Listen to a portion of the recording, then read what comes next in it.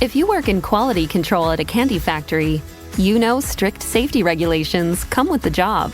It's why you partner with Grainger. Grainger helps you find the high-quality and compliant products your business needs to inspect, detect, and help correct issues. And the sweetest part is, everyone gets a product that's as safe to eat as it is delicious. Call 1-800-GRAINGER, click Grainger.com, or just stop by. Grainger, for the ones who get it done. It's the Opperman Report. And now, here is investigator Ed Opperman. Okay, welcome to the Opperman Report. I'm your host, Private Investigator Ed Opperman. Now you can find me at Opperman Investigations and Digital Forensic Consulting. If you just reach out to me at my email, oppermaninvestigations@gmail.com. Now everything you hear Monday to Friday, AM/FM radio, you could find on our Patreon, the Opperman Report Patreon. Everything, the ads, the commercials cut out. I know people hate the ads, they hate the commercials, so it's completely ad and commercial free. Plus, you should pop over there anyway and check out because I put up a lot of free stuff. The JFK files, that whole thing, I dumped that on there. That ridiculous Jeffrey Epstein binder with no new material, I put that up there too, as well as a little commentary. I just did an appearance on Press TV about, suddenly I'm an expert on the stock market and tariffs, okay, so they got me on there talking about that. And I put that up there too as well for free at Patreon, so you check that out. Otherwise, all of our shows, the archives are all free at Spreaker.com. I do a live show Friday night, 8 p.m. Eastern Time with a chat room. You get an email notification when we put out new content.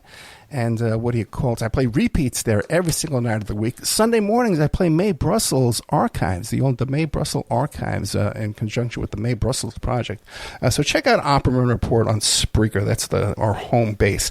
Now, I'm really excited about today's guest, okay? He's written this book. As a matter of fact, he actually worked at this Boy Scout camp, and it's called Scout Camp, Sex, Death, and Secret Societies Inside the Boy Scouts of America. Our guest, his name is Scott Renner, Renner. You can find him at scottrenner.com. On TikTok, you could find him at the James Renner. Scott Renner. Who the hell is Scott Renner? It's James Renner. Where the hell is Scott come from? JamesRenner.com. You could find him on TikTok at... Okay, so I was saying Scout Camp. That's what it was. James Renner, the James Renner at TikTok. On Twitter, nice and easy, James Renner. He's got a Substack, okay, then hopefully he'll tell us a little bit about, he's just building it up right now. And on Instagram, it's Man from Primrose Lane. Now, you want to meet our friend James Renner. He's going to be over at the Public Library in Crete, Illinois, which is right outside Chicago, on April 17th at 6 p.m. So you can get an autographed book or listen to his personal stories. Mr. James Renner, are you there? Yes, I am. I was waiting to hear from the Scott Renner guy, though. Say hi to Scott for me. Hey, all right. No, yeah, thanks for having me on. I appreciate it. Well, tell us about yourself. Who is James Renner? Who is James Renner? That's a question I've been trying to ask now for 46 years. James Renner is a journalist and author living in Akron, Ohio, or as the kids call it here, AK Rowdy. And I'm mostly known for my true crime books. I also have a podcast called True Crime This Week that comes out every Friday morning. And I've been writing these books for a while now, and I have this new one out, just came out, called Scout Camp. And it's all about the abuse scandal within the Boy Scouts. It tells kind of the scale of what's happened, which hasn't really been sufficiently reported on yet. But it also tells the story about the summer I was at camp at a place called Seven Ranges, which is the largest Boy Scout camp in Ohio, back in 1995. And a counselor there that summer died under mysterious circumstances after a sexual assault. And it delves into that and what happened in the aftermath. And when I look back 30 years later, trying to find some answers about what happened that summer. Yeah, that's a good question. Where do we get started on this? I guess so you were actually a counselor down there. You said around 1995. Yeah. So how old were you? I was 17 years old. It was the summer before my senior year in high school, and I, as a kid, I'd gone to Seven Ranges every summer as a Boy Scout. Started as a tenderfoot, made it all the way to life. And due to the circumstances of that summer, I never did get Eagle. I left scouting shortly thereafter. But I very much enjoyed the majority of my time at Seven Ranges. It's a huge camp in Carrollton County, which is very rural Ohio. It's out in Mennonite country where they still drive horse and buggies. And they had everything for kids, canoeing, swimming, archery, rifling. They had scoutcraft where you could learn how to build bridges and things, and handicraft where you made crafts, and astronomy. It was just, we'd go there for a week every summer, and I looked forward to it all year, and had many adventures and made many friends, and couldn't wait until I was old enough to be a counselor. And then the summer I actually became a counselor in 1995. It was just a cursed year, and it was almost biblical in nature. We had this death and this assault that happened, and a tornado, and missing kids, and it was. I probably aged 10 years in that summer and became an adult. And so it was always kind of in the back of my mind. And as I became a writer and journalist and wrote more and more books, I knew that one day I wanted to tell the story. But, I had to wait until I was mature enough to really handle it. And, luckily I've done the work, and I was in a place where I could safely write about it. And that became Scout Camp. Yeah, I had some potential litigation against the Royal Rangers, which is like the Christian version of the Boy Scouts. Oh, same type of issue, And interesting. Just imagine, here you have an organization dedicated to wholesomeness. You know what I mean? Like the outdoors help teaching young men, young boys how to grow up to be men. And you at 17 years old, that's a pivotal. You're becoming a man the next year. Yeah. And people, predators, are attracted to this type of situation to take advantage of it. Yeah, I mean, there's a lot to talk about here, but just to give you some numbers, the abuse scandal that happened inside the Boy Scouts is often compared to what happened inside the Catholic Church. But if you look at the Catholic Church scandal in the United States, anyways, 11,000 victims sued the Catholic Church at the height of that scandal. Now, with the Boy Scouts so far, 82,000 victims have sued the Boy Scouts. So it's exponentially bigger in size, but there hasn't been a lot written about it. There hasn't been any movies made. And so it's something that we should be talking about a little bit more. And as far as, there's all sorts of reasons why it happened, all the way back to who founded the Boy Scouts and why is interesting. But, very simply, it happened because that's where the boys were. And it was like overeaters go to country buffet because that's where the food is. There's a buffet of food. The Boy Scouts provided a buffet of boys for these predators. Yeah, the same as with that Pennsylvania unsealed grand jury about the Catholic Church, which was focused on the boys and the altar boys. That was their main focus over there. But who did found? I always thought it was the Mormons, the LDS, who founded the Boy Scouts, or somehow got into a position there of control, right? Yeah, the Mormons were big into Boy Scouts. If you were a Mormon you were automatically enrolled in Boy Scouts. So they had essentially a majority in the Boy Scouts and on the board of directors at the Boy Scouts for many, many years, until just a couple years ago when the Mormons split away from the Boy Scouts because they started letting in gay scouts and transgender scouts, as they should. The Mormons went off and did their own thing. But the Boy Scouts was actually founded by a man named Robert Baden-Powell, who was from England. And this takes you back to the turn of the century of the 1900s during the Boer Wars. There was a big war going on in South Africa between the Boers, which were the native Dutch settlers, and the Great Britain and the Crown. And so Robert Baden-Powell was an officer in the Royal Army, and he waged war down there in South Africa to help win the Boer Wars. But he was kind of a real jerk down there. For instance, they had this problem with a local tribe and of native Africans, and he had their leader captured. Now, in their culture, they believe the leader is their god.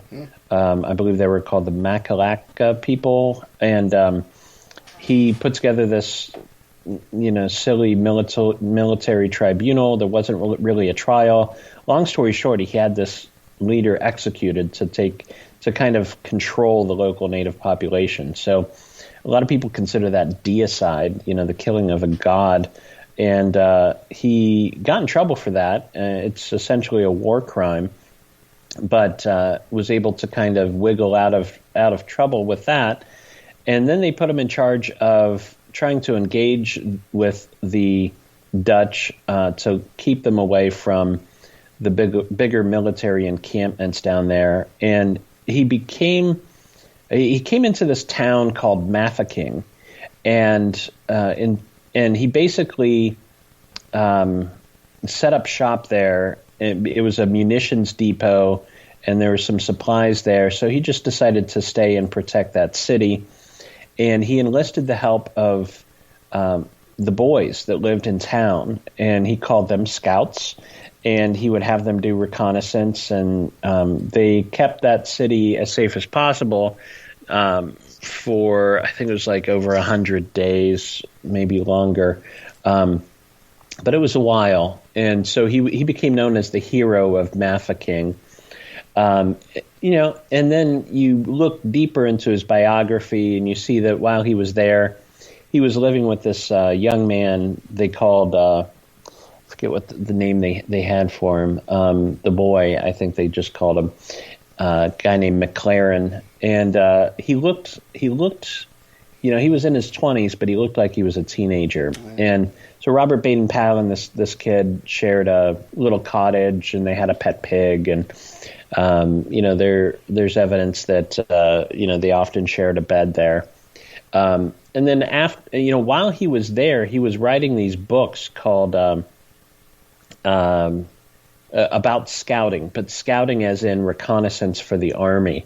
And these books were being published back in England, and they became very popular, especially with teenage boys. So after the war, when he comes back as this, quote-unquote war hero, he rewrites the book specifically for teenage boys, and that becomes the first handbook for scouting. It's called Scouting for Boys. And that's where the scouting movement started. And then it picks up in the United States using Baden-Powell's book, creating scouting here in America in 1910. And another reason why scouting took off in the United States is, this is one of those things where the more things change, the more they stay the same. At that time, there was this conservative movement in America because people were afraid that the children of that day were getting away from the church and getting all these liberal ideas in their heads, because we had just taken the kids out of the mines and out of the sweatshops and sent them to school. And so they were being indoctrinated at school, and the kids suddenly had all this free time and didn't know what to do with it. And their parents were afraid that they were going to turn to sin.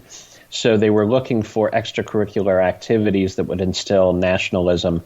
and conservative values. And they latched onto this idea of the Boy Scouts and shaped it around that. Just think, they were probably safer in the coal mines rather than letting these guys get their hands on them. In some ways.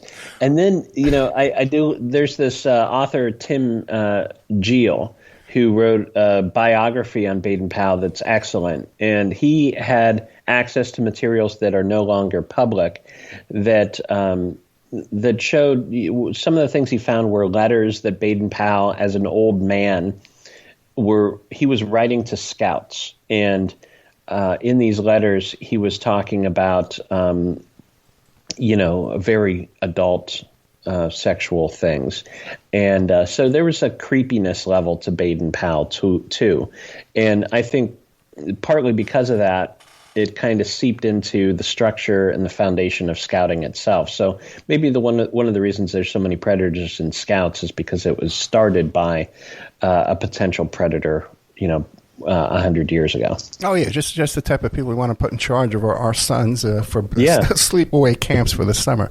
We're talking to James Renner, okay, and the book we're talking about is called Scout Camp: Sex, Death, and Secret Societies Inside the Boy Scouts of America. Now, you hear Mr. Renner tell this story, so you know the guy's a good storyteller. Okay, just imagine what's in the book. 4.5 stars on Amazon. Okay, I'm recommending this book.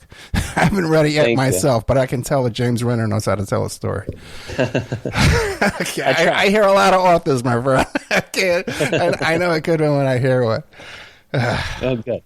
I didn't even know where to start. Now, but you were a kid. Now, what was the name of that camp? It was just called something about Seven Ranges. Pipe stove? The camp is called Seven Ranges, but part of what the book dives into is another thing that's not well known about the Boy Scouts, which is that there are so many secret societies that operate inside Boy Scout summer camps, even to this day. And at Seven Ranges, there was a secret society called Pipestone. Okay. And every time I tell somebody about Pipestone that wasn't part of it or didn't go to Boy Scout camp, they're like, what in the world are you talking about? But here's the deal.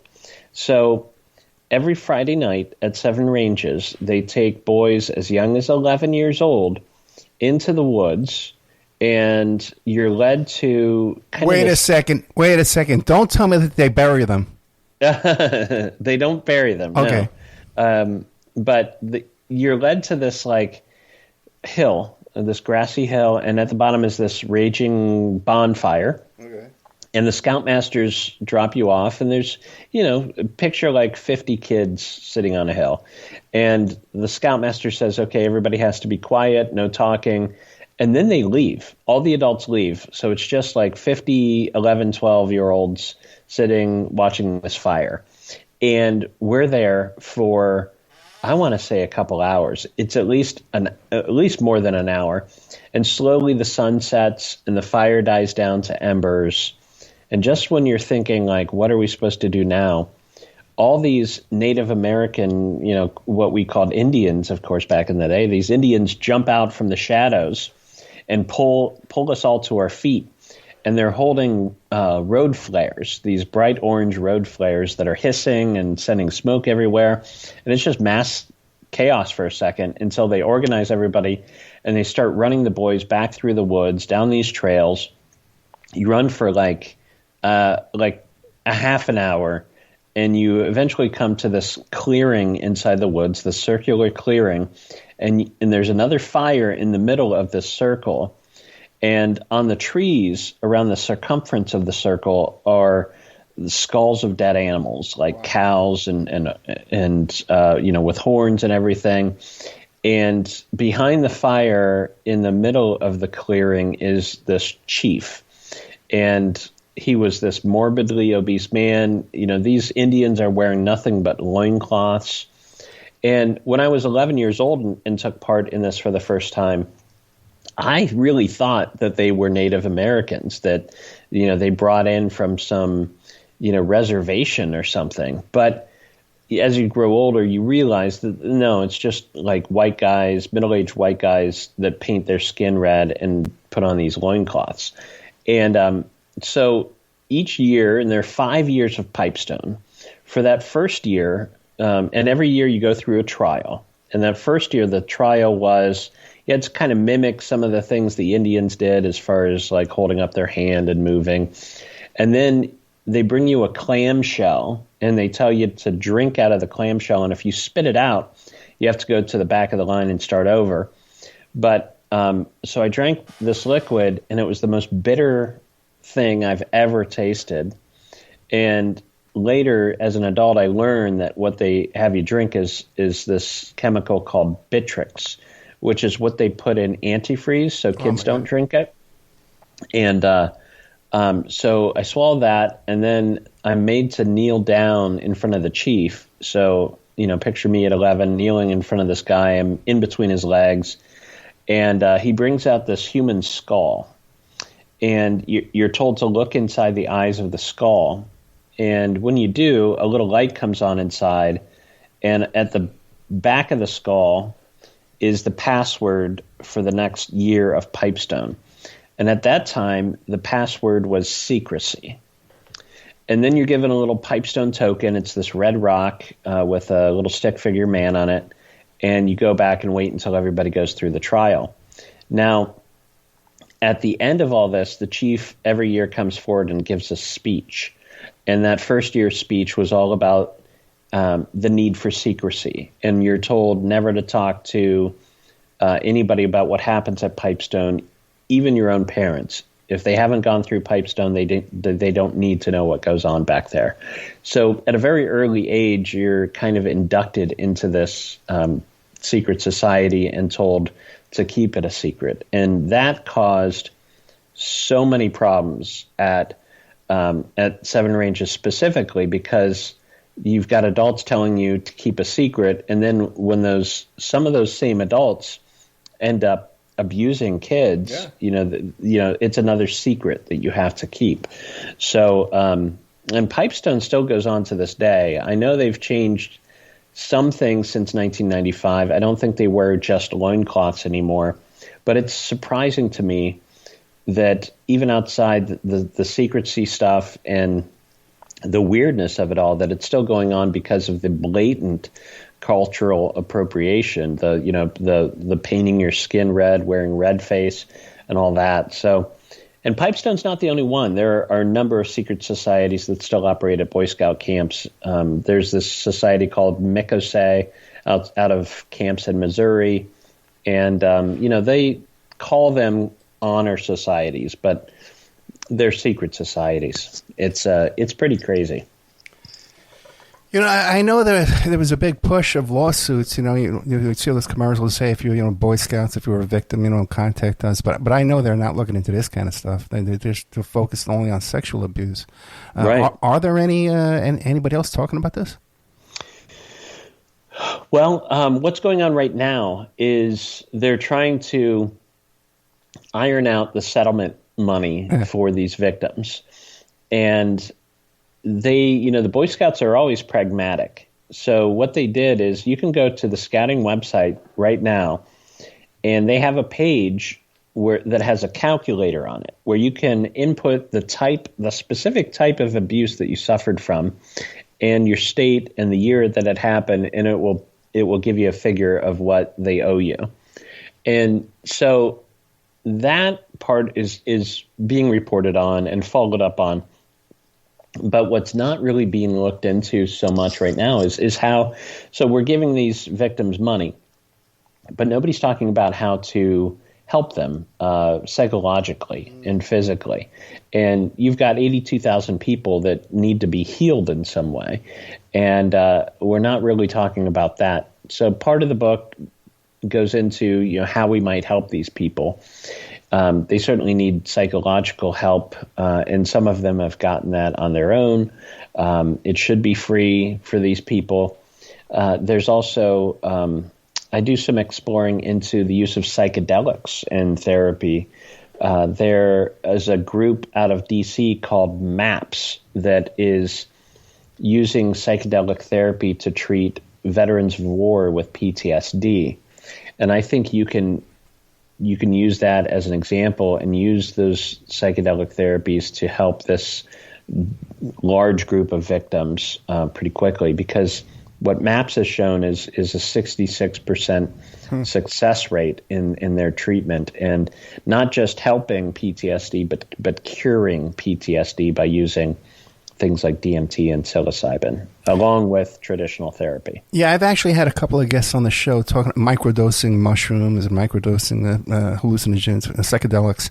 I've had a couple of guests on there. So what I'll do is when I play this show here, I'll repeat those shows this week in conjunction. What was the this Brix chemical that's in antifreeze? What is the purpose of giving you that?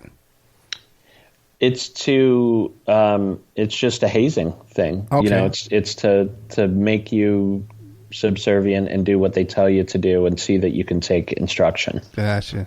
Yeah, that makes sense. Now, so this happened to you the first time you were 11 years old? Yeah. Back in 1989 was my first year at camp. I had turned 11 like 3 months before, and suddenly I'm in this bizarro world where there are Native Americans having me go through rituals. It was wild. Yeah, I can remember I went to Catholic church as a kid, and looking back in hindsight, my friends that were older boys, and I remember saying to them once, "Oh boy, that seems interesting. What's it like?" They said, "You don't want to get involved in this, Ed. Just stay away from this. You don't want any part of this, man." And so now looking back, you can see that. But you as an 11-year-old, how did this affect you at the time? Were you having nightmares, going home, eating disorders? Well, that night, after I went through the ritual, I went back and I was kind of in shock. And one of the things they have you do is stand straight up with your arms folded tightly against your chest. And I was so scared that as I was standing there, I realized that I was clutching my chest so hard that I wasn't getting enough oxygen. And so I opened my arms a little bit, and all that oxygen rushed in, and I fainted. So I just went down, and I woke up. When I woke up, one of the Indians had pulled me away from the group, and I was with 3 or 4 other kids that had either gotten hurt or had also fainted. And then they were talking to me like normal people. They're like, "Are you okay? Did you get hurt?" And I just kind of stayed back with the weak ones until the ritual was over. Just thinking, how do they have an insurance policy to cover this? They just don't. They just don't tell their insurance company, I'm sure.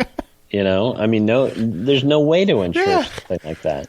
Now, but then later on it gets worse. Okay, you're 11 years old. This is a huge trauma in your life. Okay, but now it gets worse because at 17 there was a death there at this camp. Is that the next stage of the story? Yeah, sure. So in 95, when I was 17 years old, I became a staff member at the camp, and I taught first aid for first aid merit badge class in the morning, and then I worked at the trading post in the afternoon selling slushies and combos and snacks to kids. And that was a lot of fun. And when I got there, they gave me a tent. Even though I was a staff member, I came on late. And so I got a tent in what they call CITville, which is counselor in training. And they have these tents kind of tucked behind pine trees where people can't see them. A little group of CITs. And they had an older staff member there who was in charge of us. And his name was Mike Klingler. And he was probably 25, 26 years old or so. And when he wasn't at camp during the rest of the year, he was an elementary school teacher in a local town. And something about him just kind of put me on alert very early on. He seemed to really take an interest in me, looked at me in a different way. Was always complimenting my ears. Like he said I had elf ears or something. And just had a weird feeling about him. And I was only in CITville, I think, for a night or two. And then I moved into the admin building at the front of campus because that's where the first aid station was. And I was able to talk myself into a bunk there. So, but that was my introduction to Klingler. And then about halfway through summer, I see a friend of mine come in for breakfast one day, and you read about this in books sometimes where somebody goes through trauma and they talk about how their skin is like ashen gray, and I always thought that was like a fictional device, but that's exactly what his skin was like. It was like his skin was like greenish gray, and he just wouldn't make eye contact, wouldn't talk to anybody. I knew something was terribly wrong. One of the other older counselors, a really good guy, noticed and pulled him aside and got the story from him. And what had happened was the night before, Klingler had sexually assaulted him. And when he told the senior counselors there, they went and escorted Klingler out of camp. And so all we knew as staff members was that Klingler was gone. So was this other kid. And the rumor was they had a fight. That's all we were told at first, was there was a fight.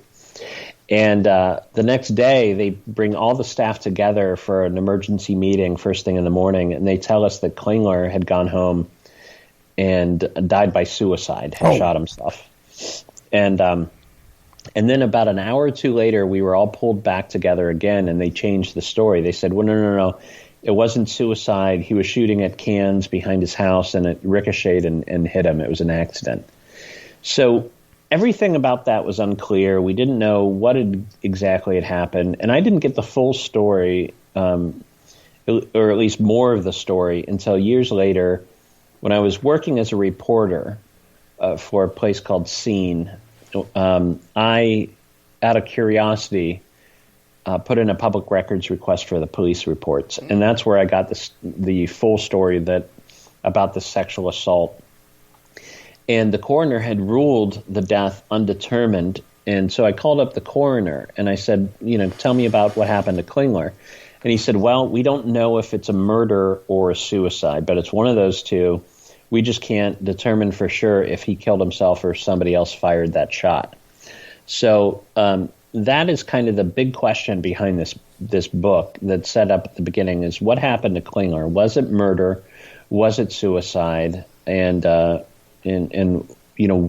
was Klingler the way he was? And it reveals a pattern of abuse at Seven Ranges that goes back for a while. And ultimately, the man who's most responsible, I believe, is a guy named Jim Mills, who was actually the adult at Pipestone who was in charge of youth protection. His job was to protect the youth from predators, but he was a predator himself. And he actually dies in a very similar manner in 2017. Again, died by gunshot, and really it could be murder or suicide. Well, clarify for me though. Klingler was the school teacher, or he was yeah. Well, he was a school teacher, but he was abusing others. But you think he was abused too? I'm not clear. Yes, yeah, he was abusing others. He was very close with this other leader, Mills, who was in charge of youth protection, and in fact, they also abused a couple of the same boys. They were abusing the same victims, and Mills, my introduction to Mills was at the end of that summer after Klingler's death, when I was invited to be a part of Pipestone for the first time. So I had completed all 5 years, and once you can do that, you can be a part of it.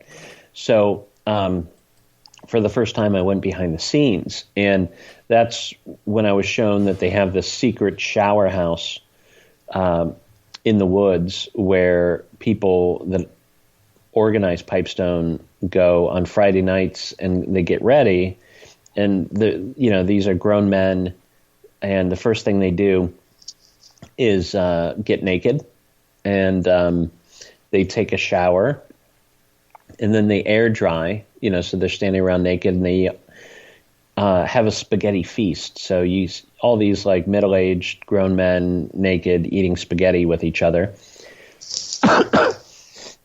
And then they paint each other's skin red, and nobody can paint their own back, right? So everybody has to help each other out. And some of these grown men are looking to the teenage boys that are also there, and they're like, "Hey, help me out here." Very, very weird. In the shower house, at least at that time, there was no separation between adult and boys, so everybody was showering together too. But the boys were 17. Well, some of the boys were as young as 15. Really? Okay. Yeah, because you get your first year pipestone at 11. You can complete it by 15. And sorry, I'm getting over a little virus here. But so there were kids as young as 15 that were partaking in the naked spaghetti feasts before pipestone and helping each other paint bodies. But Mills, so the day after pipestone, everybody else is leaving, and Mills invites me and 3 other boys to come to this sweat lodge that he's built on the property. And he's like, but don't tell anybody else because there's only room for us. And so I find myself, alone with Mills and these other boys, and he leads us into the sweat lodge, and we're told to undress, so we're all naked. And in a sweat lodge, you've got the fire going, or coals, and you pour water to get the steam and everything. So we all get soot on us. So at the end, we're all dirty. And he has a gravity shower set up at the back of his RV, and he holds the shower, and we shower in front of him, one by one. And he's naked the whole time, and he comments on our bodies as we're going through, and it's very obvious. Even to me at the time, I'm like, something's really wrong here. I'm pretty sure he was videotaping the whole thing. He had it set up for video.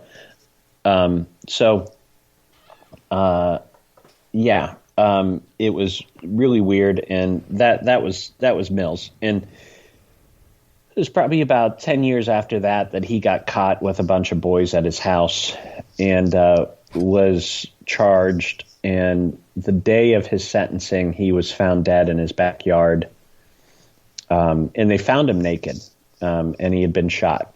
So he had left a suicide note, but the suicide note was typed. And I don't know who types out a suicide note. I kind of suspect he was actually murdered, but in order to, for his co-conspirators not to be revealed. He had already been convicted, though. Yes. Was there still a potential to make a plea deal and inform on others to get a better deal? Or did you know? Well, there was still yes, there's still a possibility that he could roll on other people if he wanted to and maybe cut a deal. Just amazing, the elaborate planning with the soot and the shower, the elaborate planning going into this is all they have going on in their mind all the time. Absolutely. Yep. But now you're 17 years old. What was your social life like? When you have girlfriends, were you naive, just totally naive to a Yeah, I was probably naive a little bit. I had girlfriends, but nothing too serious until after that summer. The Boy Scouts are, at least our troop, I think it's a place for boys that aren't athletic, that aren't involved in a lot of serious sports to find their own people. So, the other boys in my troop, we were a bunch of nerds. We'd sit around and play Magic: The Gathering and listen to the Cranberries and talk about Stephen King and so that's our group. So it's the type of they kind of make good victims. They're kind of outsiders. Yeah, plus the hierarchy, you want to get promoted, you want to get a badge, you want to please the elders, you want to do all that kind of stuff. Of course, yeah. Jim Mills, okay, he gets convicted, but not even because of what he's doing over here at this camp. He's got kids because there's not got enough going on at the camp. He has to have kids at his house too. Right. So he gets busted. The camp, after that summer of '95.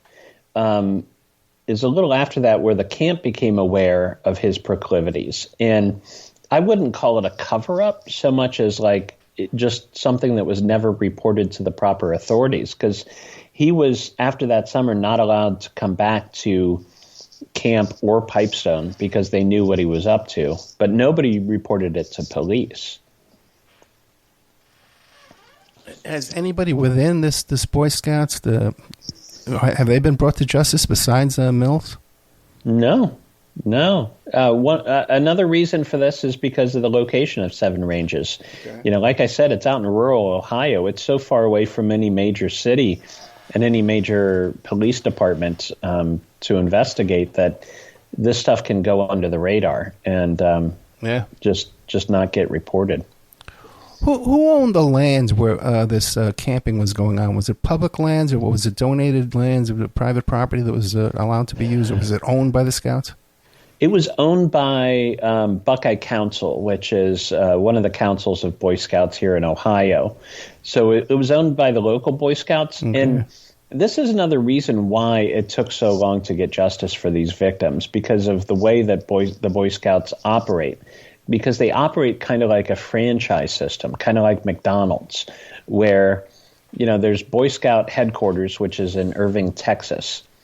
And they give, their blessing to these local scout troops that are sponsored by churches, mostly churches. So you'll have your meetings at a church or outside of a church. And so when something happens where a boy is victimized, where a boy is abused, the headquarters of the Boy Scouts can say, look, it's not us, it's that local troop, it's that local council. They weren't doing their due diligence. So it deflects some responsibility from, the Boy Scout, the official Boy Scout organization. And because it's more like the franchise went wrong. That little place went wrong, but it's not us. Yeah, there's subcontractors, and then they have dummy corporations in between that has no assets. So nobody wants to sue them. You're not going to find a lawyer to sue one of these asset joints. Disney does the same thing, by the way, too, with their vendors. They use these outside vendors and they subcontractors to avoid overall liabilities. Yeah, it's pretty ridiculous that they get away with it, that we let them get away with it. Everyone says it's the most upsetting topic, that everybody's most upset about the kids getting molested. It's the most outrageous topic, and it's the one thing that we do the littlest about to prevent or prosecute. Yeah. It's all talk. I think part of it, too, is we want to look at the Boy Scouts as this ideal, perfect organization. We want them to have that branding and feel. They were the subject of Norman Rockwell paintings. Yeah. They're a big part of the background of this country. And so when you talk out against them, it's like you're talking out against the American dream in some way. And people don't like that. And it's apple pie, yeah. And Eagle Scouts, man, you make Eagle Scouts, those guys go on to be astronauts and senators, and that's a big deal. Yeah, presidents. It's one of the things I say in the book is we're always looking for the Illuminati. We're looking for the secret organization that indoctrinates our kids and victimizes them. And I'm like, look, we're looking for the Boy Scouts. It's right here. And it starts off with boys. Let's start the little boys, capture their minds when they're little. Oh my goodness! Now, what about? Go ahead. I'm sorry. Yeah. All that said, some of my best memories are from the Boy Scouts, and it did teach me to be very self-reliant, and that's helped me a great deal in life. So I took some good things out of it, and I don't necessarily think that scouting in general is a bad thing. One thing that they've changed recently that I think is going to help tremendously and has made abuse much less likely to happen is they've allowed girls and women to join.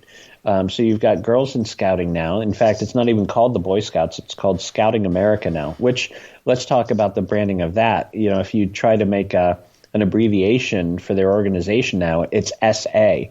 And just like nobody thought of that.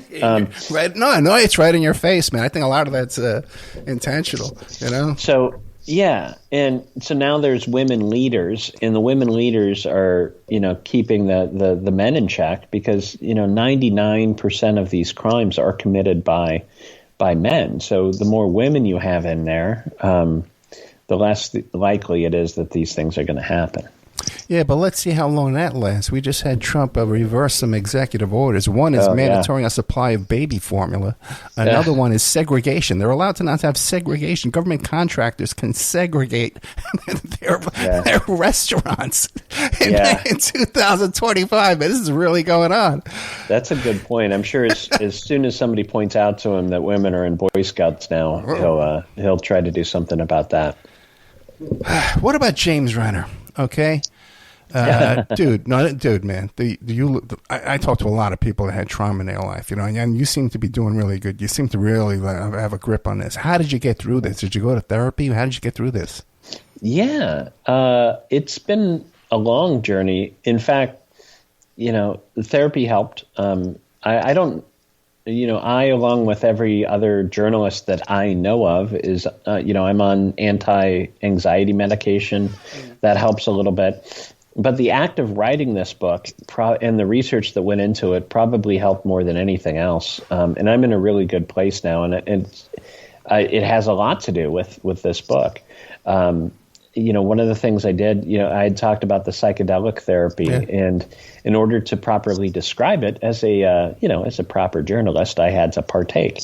And so back in 2023, I went to D.C., and in the presence of a therapist, I took psilocybin and tripped and had this psychedelic experience. And that there were some immediate effects and some long-term effects. And the immediate effects were, as a victim, you get caught in these paranoid thoughts and these cycles of thoughts, and that just, this running, the despair, these thoughts that are always going on in your mind. And what the psychedelics did was kind of reboot my brain, and those patterns of thought went away immediately.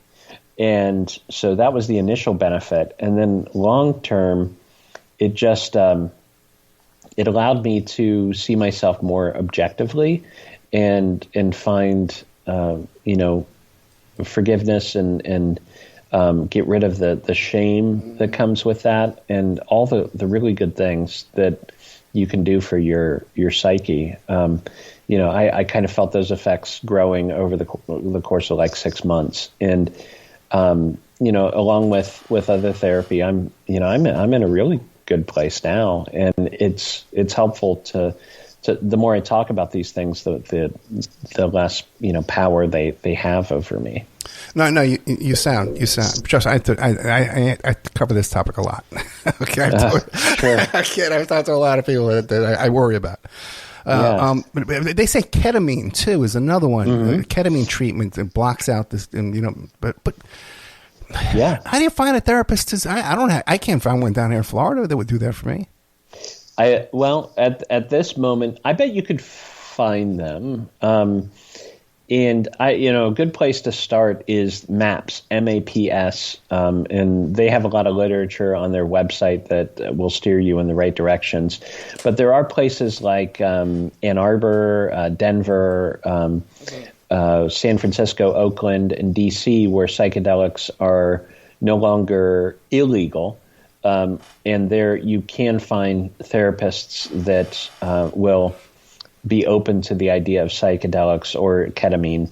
And my recommendation would be absolutely go for it if you think that it might help you, but not by yourself.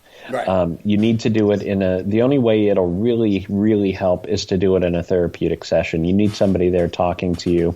You need somebody sober to be watching out for you, somebody that has experience with it. But I think we're on the very beginning of a major new era of therapy with the legalization of these psychedelics. Yeah, I'm 63 years old. I grew up in New York City with the Yippies on the Lower East Side. Oh, nice. Yeah. So trust me, man. I've sampled a Abby great Hoffman. deal of LSD and psilocybin and all those right. subjects, all those substances. And with We'll supervision. we'll have to hang out someday. Well, you know what? I haven't in so long. I'd kind of be worried about trying it. I'm so wired so tight these days.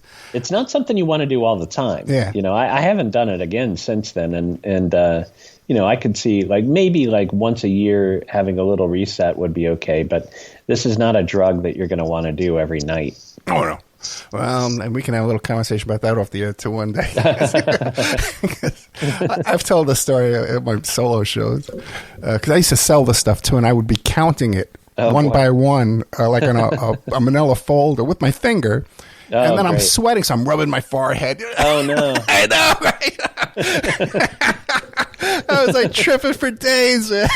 That's funny. Oh, yeah, it's funny now. I survived. Okay. Now, because we're running out of time, okay? But I want to talk about your other book, too. But is there anything else about this story here with the Scouts you want to tell us that I haven't asked you? Let me pull up the title again. Is Scout Camp, Sex, Death, and Secret Societies Inside the Boy Scouts of America. Anything I didn't cover in it? I think I would just want to say that, this may sound like a really deep, dark book, but I've told it in a way that I think is very accessible and not to say fun, but it should read pretty easily. And I've read reviews on Goodreads, and this book has gotten better reviews than anything I've written. And people, say things like, "Wow, this reads like more like a mystery or a thriller," and kept my attention. But also that there's a lot of humor in it. Because I am telling a story about a bunch of teenage boys living in the wilderness for a summer. There's going to be some hilarity involved in that, and so it's an important story, a dark story, but also there's some lightness and humor and grace in it too. Oh yeah, there's nothing like growing up like a little kid out there with a bunch of guys. Yeah. Get into mischief every single day. Oh yeah. But and you said they got the greatest reviews. Okay, 4.4. But just the other book you told me about is 4.3. It's not just really? as good. Yeah, True Crime yeah. Addict: How I Lost Myself in the Mysterious Disappearance of Maura Murray. So just give us a short description. Not too short. We got about 5-6 minutes. But Sure. tell us about that book, and then I'm going to beg you to come back, man. This is great stuff. I love you. Thanks. True Crime Addict is probably the book I'm most known for at this point. It is on the unsolved disappearance of Maura Murray. And if you're not familiar with the case, Maura Murray was a nursing student at the University of Massachusetts Amherst in 2004, February 2004. And one Monday morning, she emails her professors and says, "There's been a death in my family. Hold my work. I'll be in at the end of the week. I got to take care of this." And that was a lie. There's no death in her family. She goes to the bank and empties out her bank account, which is only a little over $200 or so. And then she goes to the liquor store and buys a bunch of booze, like more booze than any one person needs. Gets in her car, drives north into the White Mountains of New Hampshire, which is like a 4.5-hour drive or so. Around 7:30 that night, and this is February, so it's dark by then, she crashes into a snowbank in front of 4 houses on this country road. Some of the people that live there hear the crash, and they call the police. And so we know when the accident occurs and when the police arrive, about 5 to 7 minutes later. So there's this window of 5 to 7 minutes after the crash, but before the police arrive, where she disappears, never to be seen again. So it's a twisty mystery, and to me, I was interested in it because it's kind of like two mysteries wrapped up in one. What happened to Maura Murray, but also what was she doing in the White Mountains to begin with? And so I figured if I could answer one of those questions, I could get closer to the truth. And it's one of those cases where you've got this person, Maura, who, by all accounts that we've had so far, was this perfect all-American girl, but like kind of like Twin Peaks, when you start peeling back the layers, there's a lot of darkness there, and a lot of people with the means, motive, and opportunity to want to do harm to her. So, it's a bizarre true crime case that's still unsolved. Oh, yeah, we definitely have to have you come back on that. True Crime Addict, How I Lost Myself and the Mysterious Disappearance of Maura Murray by James Renner. And 1,400 ratings. So, when people take the effort to leave you a rating, they like the book. That's one of those books, like True Crime Addict, if you look on Goodreads, you'll see that it's almost divided between 4 or 5 stars and 1 star, because people either love it or hate it. And it's so, my true crime is always wrapped up in memoir a little bit. Yeah. So I do take it a little personally, because like some people just really, really hate some of the memoir stuff in there. And it's like, well, what you're saying is you you really don't like me, which is fine. But so it's one of those books that like there's no middle ground. You either like it or you hate it. Yeah, true crime is a tough audience, man. Everyone's got their theory, and if you disagree slightly, then you're the enemy. Oh, for sure. It's definitely true with this case, for sure. Real quick question though, with the Scout Camp, the book just came out like February, right? Just came out. Yep. And it's just now available as an audiobook, too. So it's up on Audible as of last week. Have people been reaching out to you, victims from this Scout Camp that knew you back in those days? Have people been reaching out to you yet? Not so many that knew me, but I am starting to, yes, people are reaching out either through email or Facebook with similar experiences. Or people that have gone through Pipestone and they're like, hey, like...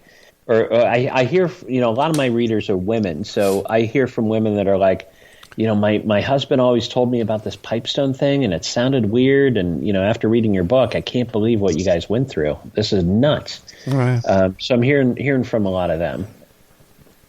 Okay, we've been talking to James Renner, jamesrenner.com. You can find him on TikTok at The James Renner. On Twitter at James Renner. He's got a Substack. Keep an eye out for that. On Instagram, it's Man from Primrose Lane. And you want to meet him in person, shake his hand for all this great work he's doing. Crete, Illinois, April 17th, 6 p.m. at the library right outside of Chicago. But just go to jamesrenner.com. I'm sure it has the address and all that kind of stuff there. Yeah. Hey, Mr. Renner, man, thank you so much. Hey, thanks so much. Thanks, Ed. I appreciate it. No, thank you, sir. I'll be getting in contact about your next story. And you ever write a book, a cookbook? Now, whatever you write, just give me a call. I'll put you right on the air, man. Okay? All right. Deal. Thank you, sir. Good night. Thank you.